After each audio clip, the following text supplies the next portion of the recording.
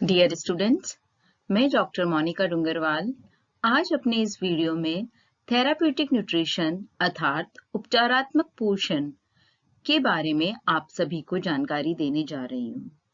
उपचारात्मक पोषण अपने नाम से ही अपने आप को परिभाषित कर रहा है कि उपचार के समय दिया जाने वाला पोषण यानी कि रोग के समय दिया जाने वाला पोषण। जब व्यक्ति रोग की अवस्था में होता है या हम कहें वह रोगावस्था में होता है, उस समय पर उसे रोग से शीघ्र विमुक्ति पाने के लिए दवा के साथ साथ आहार में भी कुछ परिवर्तन की आवश्यकता होती है, क्योंकि रोग की अवस्था में व्यक्ति का जो भोजन है उसकी रूप में भी परिवर्तन किया जाना बहुत जरूरी हो जाता है। इस समय पर कुछ पोषक तत्वों की मांग जो होती है वो कम हो जाती है, कुछ पोषक तत्वों की मांग बढ़ जाती है, साथ ही कुछ पोषक तत्व जो होते हैं वह वर्जित हो जाते हैं। तो आज के हम वीडियो में बात कर रहे हैं कि क्या है उपचारात्मक पोषण, क्या इसके उद्देश्य हैं, क्या सिद्धांत हैं। सम्मिलित विषय वस्तु अर्थात आज के वीडियो में हमने कौन कौन से पॉइंट्स को इंक्लूड किया है। फर्स्ट है परिभाषा, जिसमें उपचारात्मक आहार किसे कहा जाता है उसको समझाया गया है। दूसरा पॉइंट है उपचारात्मक पोषण के उद्देश्य। उपचारात्मक पोषण के क्या उद्देश्य हैं, इसको हमने इस पॉइंट में कवर किया है। उसके बाद हमने कवर किया है उपचारात्मक पोषण के सिद्धांतों को, और लास्ट में हमने लिया है आहार विज्ञानी के बारे में या डाइटिशियन के बारे में कि वह किस तरीके से आहार में परिवर्तन लाके रोग की स्थिति में सुधार लाता है। साथ में आहार विज्ञानी की क्या भूमिका है, वह किस तरीके से डॉक्टर और रोगी व्यक्ति के बीच में एक कड़ी का काम करता है और क्या इंपॉर्टेंस है इस चीज की। सबसे पहले हम बात कर रहे हैं परिभाषा की कि उपचारात्मक पोषण किसे कहा जाता है। उपचारात्मक पोषण जो है बच्चों, वह विज्ञान एवं कला का सम्मिलित रूप होता है, जिसमें रोगी के विभिन्न आर्थिक स्तर, रोग की स्थिति, शारीरिक मांग तथा रोग के लक्षण के आधार पर पोषण तथा व्यवस्था संबंधी सिद्धांतों को ध्यान में रखते हुए भोजन दिया जाता है। अर्थात इसमें 2 पॉइंट्स आपको समझाए हुए हैं कि यह आर्ट्स के साथ साथ साइंस भी है, जिसमें जो हम ध्यान रखते हैं उसका इकोनॉमिक स्टेटस, उसकी रोग की स्थिति क्या है, शारीरिक मांग यानी फिजिकल रिक्वायरमेंट क्या क्या है, या हम कहें न्यूट्रिशनल रिक्वायरमेंट क्या क्या है, रोग के लक्षण यानी क्या क्या सिम्टम्स उस समय दिखाई दे रहे हैं उस व्यक्ति के अंदर, और इस आधार पर पोषण के सिद्धांतों को ध्यान में रखते हुए जो भोजन दिया जाता है उस भोजन को हम कहते हैं उपचारात्मक आहार। जैसे नीचे उदाहरण दिया गया है कि हिपेटिक कोमा में नमक, हार्ट डिजीज या हृदय रोग में घी तेल, कब्ज में मैदे की रोटी, अतिसार में रेशे युक्त भोजन को वर्जित किया जाता है कि इस समय पे हमें इन चीजों को इन बीमारी में प्रयोग में नहीं लेना है। अगर आप इस समय पर जो बीमारियां दी गई है उसके अंदर इन चीजों को, भोज्य पदार्थों को प्रयोग में लेंगे तो उसकी स्थिति और क्रिटिकल हो सकती है या उसकी स्थिति बिगड़ सकती है। रोगावस्था में जब आहार द्वारा उपचार होने से व्यक्ति रोग से शीघ्र मुक्ति पाता है अथवा उसके रोग में अपेक्षित सुधार आता है या उस रोग पे नियंत्रण आ जाता है, तब आहार शास्त्र को यानी डायटेटिक्स को उपचारात्मक शास्त्र यानी डाइट थेरेपी कहा जाता है, और इस विज्ञान को उपचारात्मक पोषण अर्थात थेराप्यूटिक न्यूट्रिशन कहा जाता है। यानी आप जिस आहार के द्वारा उस पे नियंत्रण ला रहे हैं, जिसे कि हमने डायटेटिक्स कहा था, उस आहार में जो उपचार के लिए यूज किया है उस शास्त्र को डाइट थेरेपी कहा और उस साइंस को हमने थेराप्यूटिक न्यूट्रिशन कहा। आहार शास्त्र या डायटेटिक्स सामान्य आहार का ही गुणात्मक एवं मात्रात्मक रूपांतरण एवं परिष्कृति होता है। अर्थात डायटेटिक्स का मतलब कोई बहुत ज्यादा अलग नहीं है। हम जो सामान्य आहार पहले खा रहे थे उसके अंदर उसके गुणों में थोड़ा परिवर्तन लाना और मात्रा में परिवर्तन लाना, यानी कुछ चीजों को कम देना, कुछ चीजों को ज्यादा देना। गुणात्मक यानी कि जैसे प्रोटीन को की रिक्वायरमेंट बढ़ गई है तो उसको बढ़ा देना, अगर कम हो गई है तो किसी चीज की रिक्वायरमेंट को कम कर दिया जाता है। अब हम बात कर रहे हैं उपचारात्मक पोषण के उद्देश्य के बारे में कि क्या ऑब्जेक्टिव्स हैं थेरापेटिक न्यूट्रिशन के, कि किस उद्देश्य को रखते हुए यह पोषण में परिवर्तन किया जा रहा है। तो सबसे पहला उद्देश्य होता है उपचारात्मक पोषण का कि पोषण स्तर को उत्तम बनाए रखना। पोषण स्तर यानी कि उसका जो न्यूट्रिशनल लेवल है, या हम इसको कहते हैं बच्चों कि आपका जो असेसमेंट किया जाता है, न्यूट्रिशनल असेसमेंट किया जाता है बॉडी का, वो अच्छा बना रहे। इसके कई सारे मेथड्स होते हैं जिसके द्वारा कि असेस किया जाता है, जैसे एंथ्रोपोमेट्रिक मेजरमेंट या माननित्य माप होते हैं, या ब्लड टेस्ट होते हैं, या क्लिनिकल टेस्ट के द्वारा पता किया जाता है। तो ये जो स्तर है पोषण का, वह स्तर जो है जो पहले था वह बना रहे व्यक्ति का, तो उस को ध्यान में रखते हुए भोजन में या पोषण में परिवर्तन किया जाता है। दूसरा उद्देश्य है रोगी की शारीरिक दशा, रोग की स्थिति, उसकी आर्थिक दशा तथा रोग के लक्षण को ध्यान में रखते हुए आहार का नियोजन करना। थर्ड है रोग की अवस्था के दौरान जो परिवर्तित उपापचय है, हमने अभी कहा था जैसे उसका मेटाबॉलिज्म जो चेंज हो जाता है, उस उपापचय की क्षमता के अनुसार भोज्य तत्वों को ग्रहण किया जाना चाहिए या उसकी ग्रहण की जाने वाली मात्रा को समायोजित किया जाना चाहिए। अब हम आते हैं उपचारात्मक पोषण के सिद्धांत पे, प्रिंसिपल्स ऑफ थेरापेटिक न्यूट्रिशन, जिसमें सबसे पहला प्रिंसिपल है सामान्य आहार से कम अलग हो। क्योंकि कई बार ऐसी डिजीजेस हो जाती है जो व्यक्ति के जीवन में जीवन पर्यंत चलती है, तो ऐसे समय में आहार का आयोजन जो है वो बहुत अधिक चेंज नहीं किया जाना चाहिए, परिवर्तित नहीं किया जाना चाहिए। इसलिए रोग की अवधि का हमें पता होना चाहिए कि ये लंबे समय तक चलेगा या 1-2 सप्ताह में ठीक हो जाएगा। उस चीज को ध्यान में रखते हुए हमें उनके आहार में परिवर्तन करना चाहिए, पर जब तक हो सके कम से कम करना चाहिए। और अगर वो लाइफ लॉन्ग चलने वाली डिजीज है तो उस समय पे बहुत ही कम चेंजेस लाते हुए व्यक्ति को इस तरह का फूड स्टफ दिया जाना चाहिए कि वो उसके पुराने जो जिस तरीके से वो खा रहा था उससे बहुत अधिक भिन्न ना हो, जिससे एक्सेप्टेबल ज्यादा हो जाए। नेक्स्ट जो पॉइंट है वो है रोगी व्यक्ति की आर्थिक स्थिति, खाने की आदतें, उसकी धार्मिक मान्यताएं, भोजन संबंधी पसंद एवं सभी आदतों को ध्यान में रख के किया जाए। अर्थात जो हम परिवर्तन कर रहे हैं अगर उसकी इकोनॉमिक कंडीशन के अकॉर्डिंग होगा तो जल्दी एक्सेप्टेबल होगा। अगर आप किसी गरीब को कह दे कि आपके डाइट में आप महंगे ड्राई फ्रूट्स को इंक्लूड करो, तो वो इंक्लूड नहीं कर पाएगा, कुछ दिन कर लेगा पर हमेशा के लिए नहीं कर सकता है। इसी तरीके से खाने की क्या हैबिट्स है उसकी, आप उसमें बहुत ज्यादा चेंजेस नहीं कर सकते हो। उनकी धार्मिक मान्यताओं के अकॉर्डिंग ही चेंजेस किया जा सकता है, क्योंकि अगर आप एक किसी व्यक्ति को कह दे नहीं आप अभी तक नहीं खाते थे आपके धर्म के अनुसार पर अब आपको ये खाना ही पड़ेगा, तो जरूरी नहीं है कि वो 100% लोगों के लिए एक्सेप्टेबल हो और वो उसको एक्सेप्ट कर पाए।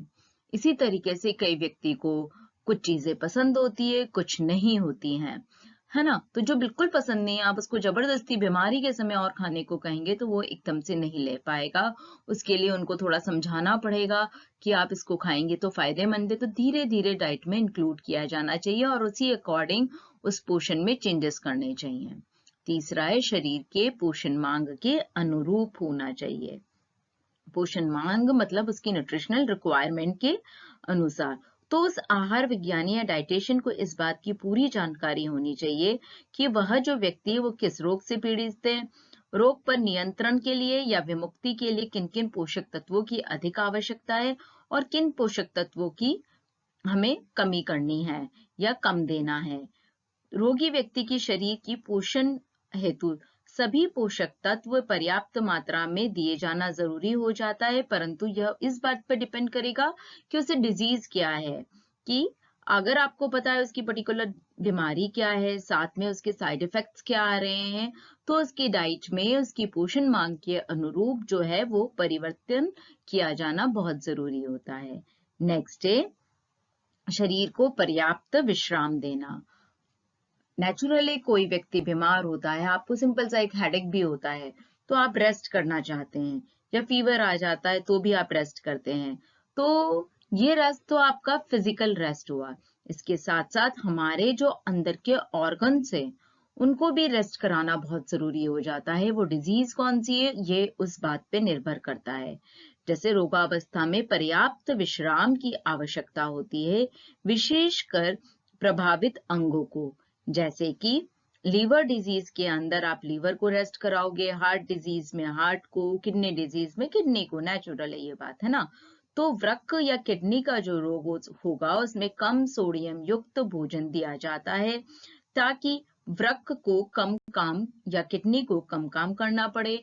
इसी तरह से जो लीवर डिजीजेस होती है उस डिजीज में प्रोटीन की मात्रा को कम कर दिया जाता है। पाचन संस्थान में गड़बड़ी अगर किसी की आ गई है ना, कोई इम्प्रॉपर उसमें मूवमेंट आ गया है, तो उस समय पे हमें मिर्च मसालों के बिना वाला या बिना मिर्च मसाले युक्त आहार दिया जाना चाहिए, बिना रेशे युक्त आहार दिया जाना चाहिए, जिससे कि वो आसानी से पच जाए। इसी तरीके से कब्ज के अंदर होता है क्या, कि हमें रेशेदार भोजन देना है ना। जब तक आप उसको फाइब्रस फूड नहीं दोगे तो उसका डाइजेस्टिव जो सिस्टम का मूवमेंट है जो कि इम्प्रॉपर हो गया या बिगड़ गया, या जो अंदर का मूवमेंट था, है ना, वो प्रॉपर तरीके से नहीं आ पाएगा। क्रमाकुंचन की जो गति है वो बराबर नहीं हो पाएगी। फिर लास्ट है शारीरिक वजन के अनुसार आहार नियोजन करना। शारीरिक वजन की जब हम बात करते हैं तो मोटा व्यक्ति है और एक लो वेट पर्सन है जिसका वजन कम है, जिसे कि अल्पभार भी कहा जाता है। तो मोटापे की स्थिति में वजन कम करना आवश्यक होता है, परंतु इसी तरीके से इसका जस्ट ऑपोजिट अल्पभार की दशा में वजन को बढ़ाने हेतु आहार दिया जाना जरूरी होता है।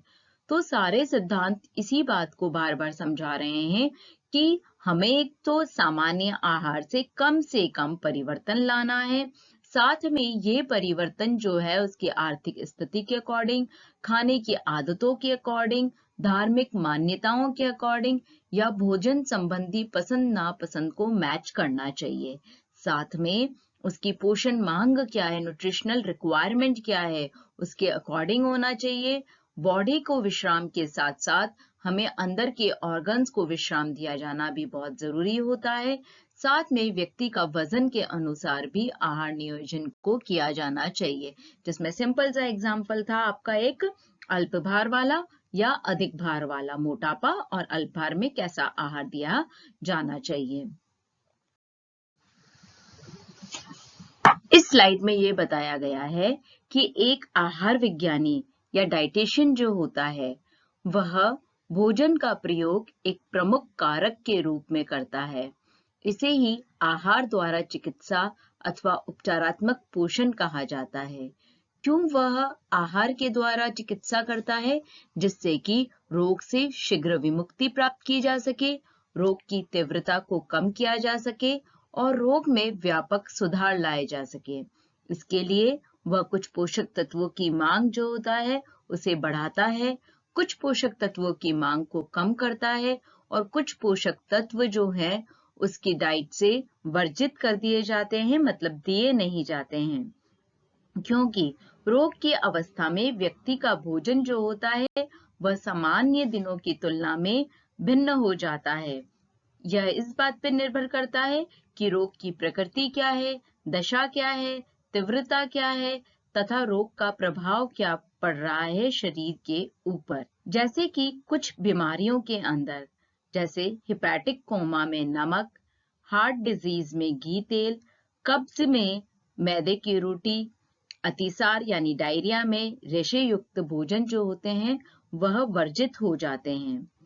कई बार रोगावस्था में उपापचय की क्रिया यानी मेटाबॉलिज्म में भी परिवर्तन आ जाता है। जैसे डायबिटीज का जो पेशेंट होता है या मधुमेह जो रोग होता है, उस समय पे उसकी पाचन क्रिया जो होती है या उपापचय की क्रिया जो होती है वह सही ढंग से नहीं हो पाती है। इसी तरह से फीवर या बुखार में उपापचय की जो रेट होती है या दर होती है वह बढ़ जाती है। गुर्दे की बीमारी या किडनी डिजीज में नमक का बॉडी से निष्कासन नहीं हो पाता है और टिश्यूज में सॉल्ट डिपॉजिट होने लग जाता है। इसी तरह से हार्ट डिजीज में वेन्स में या धमनियों में वसा व कोलेस्ट्रॉल का जमाव होने लग जाता है और इसी कारण से भोजन में सुधार लाए जाते हैं, परिवर्तन लाए जाते हैं, जो कि बहुत जरूरी होता है। नहीं तो रोग से शीघ्र विमुक्ति कहें हम, या रोग की तीव्रता को कम करना कहें, या रोग में व्यापक सुधार करना कहें, ये चीजों को हम अचीव नहीं कर पाएंगे। और इसके लिए जो आहार विज्ञानी होता है, जैसा कि अभी पूर्व में बताया, पोषक तत्वों की मांग को या तो बढ़ाता है या कम करता है, या पोषक तत्व जो होते हैं उन्हें बिल्कुल ही वर्जित कर देता है। It depends on type of disease. अब हम बात कर रहे हैं आहार विज्ञानी की भूमिका की। आहार विज्ञानी अर्थात डाइटिशियन, जिसको हमने डेफिनेशन में भी लिया कि आहार विज्ञानी जो है वह ध्यान रखता है कि कौन से पोषक तत्वों को बढ़ाना है, कम करना है, बिल्कुल नहीं देना है ना। तो यह जो डाइटिशियन है या आहार विज्ञानी है, यह जो है वह एक रोगी और चिकित्सक, इनके बीच की एक कड़ी होता है। साथ में परिचारक वर्ड भी यहाँ पर आ रहा है। तो इन सब के बीच की कड़ी है। क्यों है इनके बीच की कड़ी? क्योंकि उसको एग्जैक्टली पता होना चाहिए कि उस व्यक्ति को रोग कब से है, रोग की प्रकृति किस तरह की है, क्या यह पोषण न्यूनता जनित रोग है, या उपापचय में दोष के कारण हुआ है, या उसके पाचन संबंधी गड़बड़ियां क्या क्या है। इसके अलावा उसको हिस्ट्री भी पता होनी चाहिए कि रोग की अवधि कितने दिनों की है, या यह जीवन पर्यंत चलने वाला बीमारी तो नहीं है। रोगी व्यक्ति का इतिहास अर्थात उसकी एज है, घर में किन किन लोगों को पूर्व में ये बीमारी थी, अनुवांशिक तो नहीं है ये रोग, उस रोगी की आर्थिक स्थिति क्या है, उसकी सामाजिक स्थिति क्या है। इन सब चीजों के अलावा उसकी भोजन संबंधी आदतें क्या है, रुचि क्या है, पसंद क्या है, रोगी की मानसिक तथा संवेगात्मक स्थिति जो है वह भी उसको पता होनी चाहिए। साथ में रोगी की भोजन ग्राहता क्षमता क्या है, अर्थात वह मुंह द्वारा भोजन ग्रहण कर पा रहा है, नहीं कर पा रहा है। वो सॉलिड फूड खाएगा तो उसको पचा पाएगा या नहीं पचा पाएगा, उसको कहीं हमें फूड जो है सेमी सॉलिड फॉर्म में या लिक्विड या द्रव्य फॉर्म में तो नहीं देना है। तो कई सारी बातें इस तरीके से उसको पता होनी चाहिए और इसी तरीके से वो डिसाइड करता है कि रोग की अवस्था में आहार में क्या क्या परिवर्तन मुझे करने हैं, आहार को कैसे चेंज करके मैं आकर्षक बना सकता हूँ, मुझे उसे तरल पदार्थ देना है, अर्धतरल देना है कि ठोस आहार देना है। इसके अलावा यह रोगी के द्वारा कैसे एक्सेप्टेबल होगा, उसको तृप्ति पहुंचाएगा, संतुष्टि उस रोगी को मिल पाएगी इस आहार के द्वारा। अर्थात जो आहार विज्ञानी है उसका बहुत इम्पोर्टेंट रोल होता है और उसे डेली डॉक्टर से रिपोर्टिंग करनी होती है कि भाई इसकी जो चेंजेस आए हैं बॉडी में वो पॉजिटिव चेंजेस आ रहे हैं या नेगेटिव चेंजेस आ रहे हैं, और उसके साथ साथ उसे आहार में परिवर्तन करना समय समय पे बहुत जरूरी होता है। क्योंकि रूपांतरित आहार के साथ कोई प्रॉब्लम बढ़ तो नहीं गई है, या अगर ये पॉजिटिव इफेक्ट दे रही है तो बहुत ही अच्छी बात है। साथ में वह कोई इमोशनल टेंशन या हम कहें संवेगात्मक तनाव तो नहीं ले रहा है कि बीमारी के कारण से रोगी के मन में अंदर ही अंदर डर आ गया है, भय आ गया है, तनाव आ गया है। तो इन सारी चीजों का भी ध्यान में रखना होता है, उसकी मसल्स प्रॉपरली वर्क कर रही है या नहीं कर रही है, उस अकॉर्डिंग कैल्शियम बैलेंस वगैरह देखा जाता है। कहने का मतलब ये है इस समय पर आहार विज्ञानी की भूमिका काफी हद तक बहुत इम्पोर्टेंट होती है। अगर वह इन सब बातों का अच्छे से ध्यान रखेगा तो हमने जो शुरू में बात की थी कि व्यक्ति के द्वारा जो रोग की स्थिति में शीघ्र हम कहें कि रिकवरी आ पाएगी, वो उसको शीघ्र विमुक्ति पाएगा अपने रोग से, या रोग की तीव्रता जो है जल्दी से कम हो पाएगी, रोग में व्यापक सुधार ला पाएगा।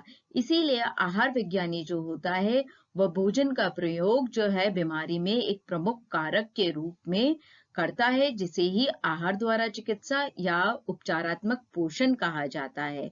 और डाइटेटिक्स या आहार शास्त्र की जो हमने बात की थी वो यही थी कि आहार शास्त्र को हम उपचारात्मक शास्त्र यानी डाइट थेरेपी भी कहते हैं, और इस विज्ञान को उपचारात्मक पोषण या थेराप्यूटिक न्यूट्रिशन कहा जाता है। अर्थात आहार शास्त्र जो है उसमें सामान्य आहार की गुणात्मक एवं मात्रात्मक रूपांतरण एवं परिष्कृति की जाती है। इसके साथ ही बच्चों हमारा आज का जो ये विषय है वह समाप्त होता है, जिसके अंदर हमने देखा क्या परिभाषा है, क्या उद्देश्य है, क्या सिद्धांत है और क्या आहार विज्ञानी की भूमिका है। थैंक यू बच्चों।